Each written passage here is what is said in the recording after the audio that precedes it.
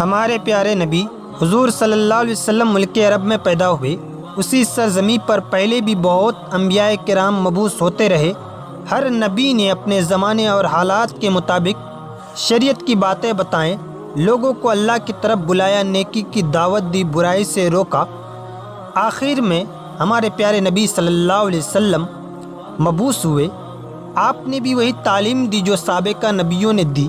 ہمارے پیارے نبی حضور صلی اللہ علیہ وسلم 12 ربیع الاول بروز پیر صبح صادق کے وقت مکہ معظمہ میں پیدا ہوئے۔ بچے کا نام محمد رکھا گیا۔ ایسا نام عرب میں کسی نے نہیں رکھا۔ آپ صلی اللہ علیہ وسلم جس زمانے میں پیدا ہوئے اسے عام الفیل کہا جاتا ہے۔ فیل کے معنی ہاتھی کے ہیں۔ یمن کا بادشاہ ابرہہ کعبہ پر حملہ کرنے کی غرض سے آیا تھا۔ فوج کے سپاہی ہاتھوں پر سوار تھے۔ ابرہہ کا مقابلہ کسی نے نہیں کیا۔ خدا کا کرشمہ دیکھیے کہ اللہ نے ابرہہ کو پسپا کر دیا۔ اس کے بہت سے سپاہی ہلاک ہوئے۔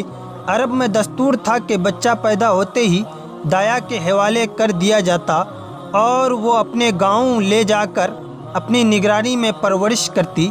بچہ کھلی ہوا میں پرورش پاتا، تندرست توانا رہتا، صاف ستھری زبان سیکھتا، زبان میں فصاحت و بلاغت ہوتی۔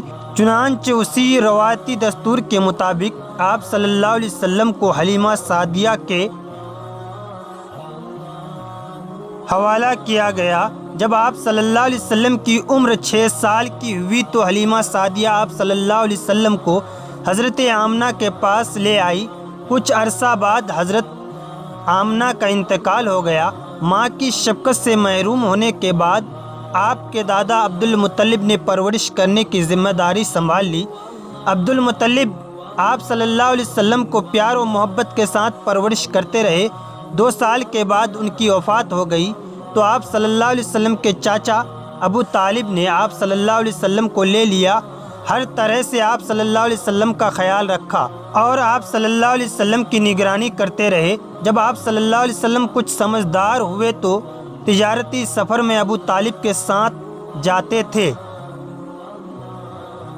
آپ صلی اللہ علیہ وسلم بکریاں بھی چراتے تھے، اپنے چاچا کے گلیوں کی رکھوالی بھی کرتے تھے اور چرانے کے لیے جنگل لے جاتے۔ آپ صلی اللہ علیہ وسلم نے اپنے چاچا ابو طالب کے ہمراہ کئی تجارتی سفر کیے، خرید و فروخت کے طریقے سیکھے۔ سفر کے دوران بہت سے لوگوں سے ملاقات ہوئی، ان سے بات چیت کرنے کا موقع ملا۔ آپ صلی اللہ علیہ وسلم اکثر ملک شام جایا کرتے تھے۔ مکہ میں ایک خاتون رہتی تھی، نام خدیجہ تھا۔ عورت تو تھی لیکن باصلاحیت تھی۔ وہ بھی تجارت کرتی تھی اور اپنا مال ملک شام بھیجتی تھی۔ حضرت خدیجہ آپ صلی اللہ علیہ وسلم کے بارے میں اکثر سنا کرتی تھی کہ آپ صلی اللہ علیہ وسلم ایک کامیاب تاجر ہے اور آپ صلی اللہ علیہ وسلم کی اعلیٰ صفات اور حسن اخلاق سے بھی واقف تھے۔ لوگوں کی زبان سے یہ کہتے سنا کہ آپ صلی اللہ علیہ وسلم صادق اور امین ہیں، لوگوں پر رحم کرتے ہیں۔ حضرت خدیجہ دل میں کہنے لگی کہ ایسے راست باز اور سچے آدمی سے ملنا چاہیے، شاید وہ کاروبار میں مدد کر سکے۔ انہوں نے آپ صلی اللہ علیہ وسلم کو پیغام بھیجا۔ حضور اکرم صلی اللہ علیہ وسلم عرض کیا کہ آپ صلی اللہ علیہ وسلم تجارتی مال لے جا کر فروخت کریں، مجھے آپ صلی اللہ علیہ وسلم جیسے شخص کی ضرورت ہے۔ حضور صلی اللہ علیہ وسلم نے اس پیشکش کو منظور کر لیا۔ چنانچہ تجارت کا مال لے کر شام جانے کے لیے تیار ہو گئے۔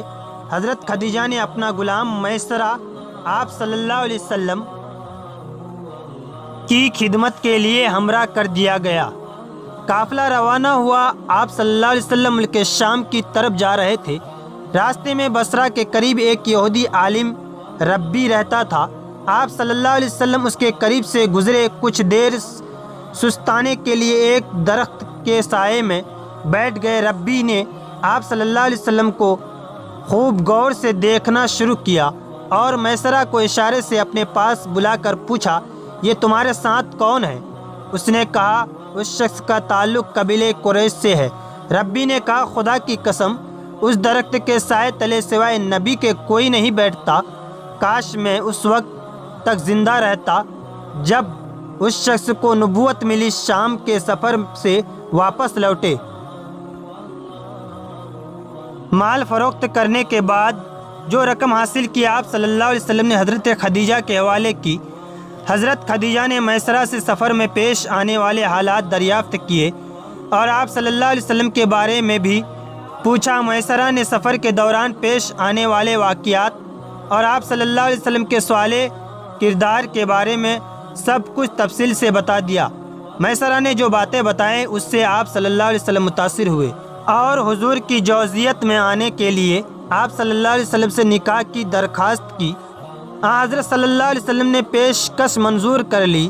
آپ صلی اللہ علیہ وسلم کی عمر 25 سال کی تھی اور حضرت خدیجہ کی عمر 40 سال کی تھی۔